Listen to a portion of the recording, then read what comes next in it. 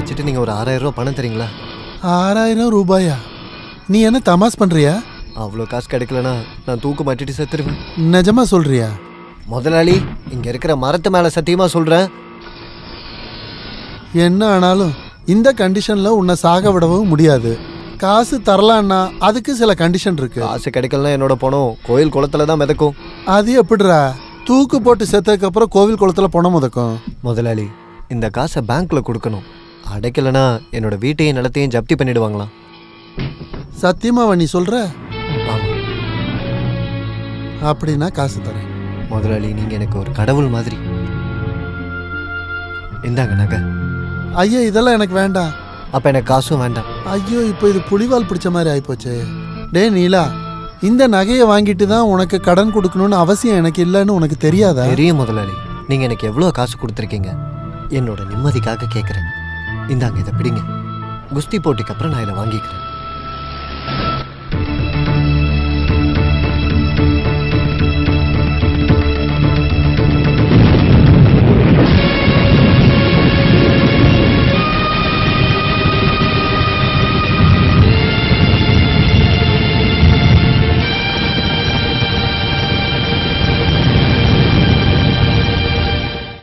அதை எடுத்துட்டு போய் யார்கிட்ட வித்தீங்கன்னு என்கிட்ட சொல்லுங்க. சொல்லுங்க. அருணா கயிறை யார்கிட்ட கொடுத்தீங்க?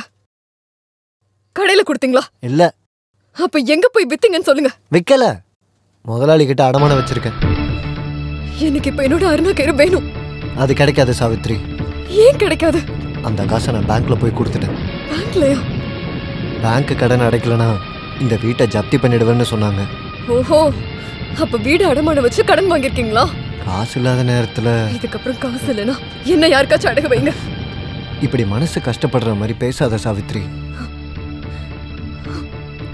அந்த அருணா கயிறு அடகு வச்சது என்ன நீங்க அடகு வச்ச மாதிரி தான்.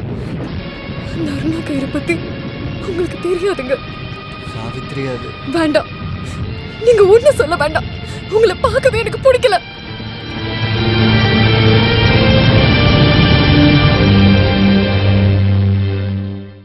காட்டு வழி போற புள்ள கவலைப்படாத, காட்டு புலி வழி மம்மட்டிங்க பேரு சொன்ன புலி நடுங்கும் பாரு. என்ன சட்டை கூட போடாம இருக்கீங்க? நான் தொட்டுக்கிறேன். ஒரு தடவை, ஒரு தடவை. என்ன தைரியம் இருந்தா ஒரு ஆம்பளை மேல கைய இங்க பாருங்க.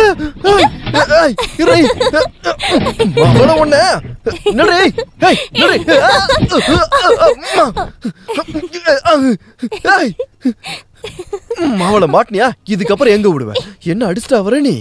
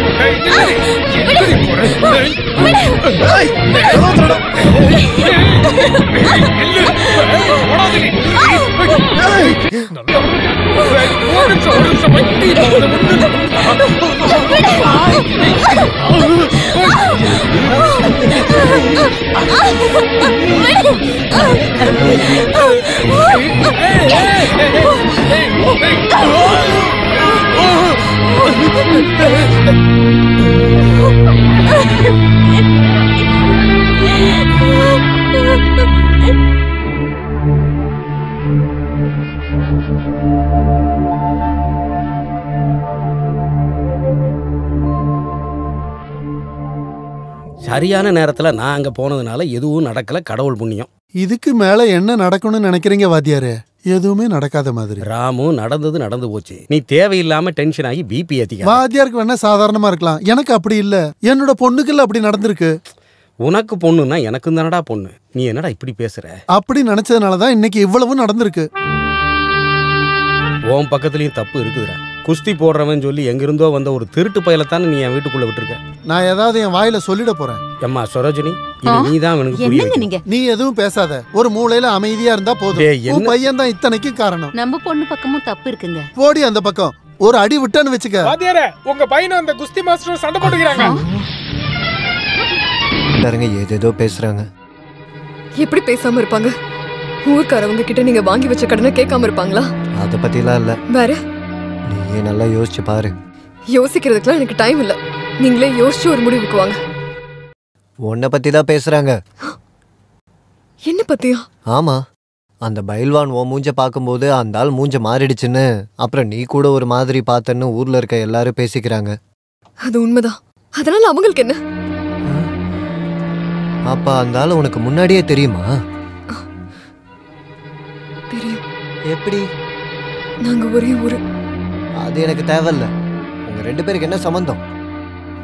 சம்பந்தமா? ஆமா, நான் அதை தெரிஞ்சுக்கணும். எனக்கு அது தெரிஞ்சுதான் ஆகணும். நீங்க நினைக்கிற மாதிரி எந்த சம்பந்தமும் எங்களுக்குள்ள இல்ல. அப்ப இந்த ஊருக்காரங்க சொல்றது நெருப்பு இல்லாம புகையாது சாவித்ரி.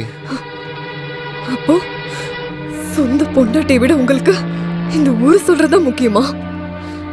வறுமையில கஷ்டப்படுறது பத்தாதுன்னு இப்ப சந்தேகம் வரையா? நீங்க என்னென்ன பண்ணிருக்கீங்கன்னு யோசிச்சு பாருங்க. நீங்க ஊரு ஃபுல்லா கடன் வாங்கிட்டு இருக்கிறது எல்லாத்தையும் வித்தாலும் எனக்கு ரொம்ப முக்கியமான அருணாக்கரையும் சேர்த்து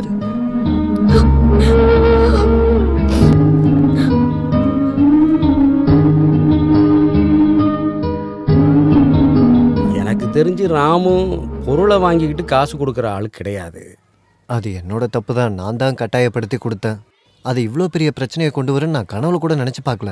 இதுக்கப்புறமாவது நீ இந்த அடகு வைக்கிறது பணம் வாங்குறதெல்லாம் நிறுத்திக்க. எல்லாம் என் தலையெழுத்து வாத்தியாரே. தலையெழுத்த மாற்ற முடியுமா?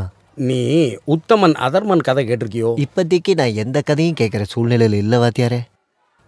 இது வரைக்கும் இல்லை. இது வரைக்கும் கடனில் மூழ்கி இருக்கிற ஒன்றை நான் எப்படிப்பா காப்பாற்ற முடியும்னு நினைக்கிறேன். காப்பாற்றுறதுக்கு உங்களால் மட்டும் இல்லை, யாராலையுமே முடியாதுன்னு எனக்கு நல்லா தெரியும். இப்போதைக்கு அடகு வச்சதை திருப்பி கொடுத்தா போதும். அசல் காசு கொடுக்காம எப்படியா கொடுப்பாங்க? உங்களோட க்ளோஸ் ஃப்ரெண்டு தானே ராம் முதலாளி. நீங்கள் அவர்கிட்ட சொன்னீங்கன்னா நிச்சயமாக கொடுப்பாரு. முயற்சி பண்ணுறேன். பஸ்ஸில் தான் வந்தேன். இந்தா ஆட்டோவில் போ. இவெல்லாம் எப்போத்தான் திருந்த போகிறானோ.